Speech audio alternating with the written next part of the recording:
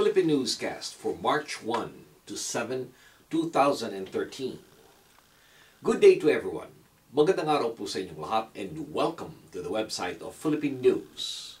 These are our stories for the day. We'd like to start with the news that President Benigno Aquino has earmarked $244 million for the Marcos victims, meaning those who were murdered, tortured, raped, and detained from 1972 to 1986. Philippine President Benigno Aquino signed a landmark law last February 25th compensating human rights victims of dictator Ferdinand Marcos, 27 years after a bloodless people power revolution ending his reign. 10 billion pesos, or the equivalent of $244 million, will be distributed to potentially thousands of people whom Marcos security forces tortured, raped, or detained, as well as relatives of those who were killed during his rule. Speaking at a ceremony in Manila to mark the anniversary of the revolution that was led by his mother, Cory Aquino, the president said the law was part of his government's effort to right the wrongs of the past. Under the law, a compensation board will accept and evaluate applications for reparations over the next 6 months.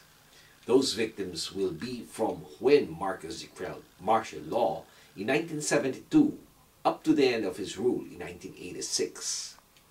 The compensation will come from about $600 million the government has recovered from Swiss bank accounts that Marcos secretly maintained while he was in power. The government has accused Marcos and his relatives of plundering up to $10 billion and has so far recovered only $4 billion. Loretta Ann Rosales, an anti-Marcos activist who was tortured by the security forces, now heads the country's Independent Rights Commission, said the law would finally allow all his victims to feel a sense of justice. Next in line is the news about the Sultan of Sulu, who defies the president's order. Breaking his silence over the brewing crisis with a friendly neighboring state, President Benigno Aquino on February 25th addressed a standoff between the Malaysian government and the followers of the once ignored Sultan of Sulu, warning Sultan Jamalul Kiram that he would face the full force of the law unless he withdrew his group from Sabah. As the 2-week-long standoff continued, the president finally made a nationally televised address to Kiram to pressure him to withdraw his armed group from Malaysian state and to seek peaceful ways in asserting the Sultanate's territorial claims. The group, claiming to be members of the Royal Security Forces of the Sultanate of Sulu, sailed from their home in Mindanao last February 9 and has since been holed up in a small town of Lahad Datu in Sabah, North Borneo, to stake their historical claims on the land, while reportedly experiencing shortage of food and water supply. Despite Aquino's threats, the 74-year-old Sultan Kiram showed no signs of submitting to the president's wishes or to the Malaysian government's call for his group to return to the Philippines. He called for a press conference in his Taguig home after Aquino released his statement. Kiram responded to Aquino by asserting that his armed followers did not break any laws when they occupied the village of Tandao in Lahad Datu, Sabah, North Borneo.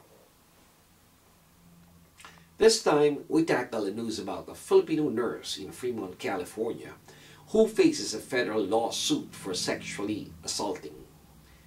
A nurse already criminally charged in connection with the sexual assault of 2 patients in Washington's hospital emergency room now faces a federal civil law for his alleged offenses. John Jeffrey Kianzon, age 31, allegedly assaulted one of the victims, a 22-year-old woman, while she was unconscious in the hospital emergency room. According to the suit recently filed by attorney Jason Runkle in the U.S. District Court in San Francisco, California, the suit also names the hospital as a defendant. Several months ago, Alameda County authorities arrested and charged Canzon with 5 felonies involving the attack on a 22-year-old in June of 2012 and another woman in October of 2009. Canzon has pleaded not guilty to the charges and is currently free on a $135,000 bail, said his criminal defense lawyer Frank Liebman. Canzon is scheduled for a preliminary hearing in the Alameda County Superior Court this coming April.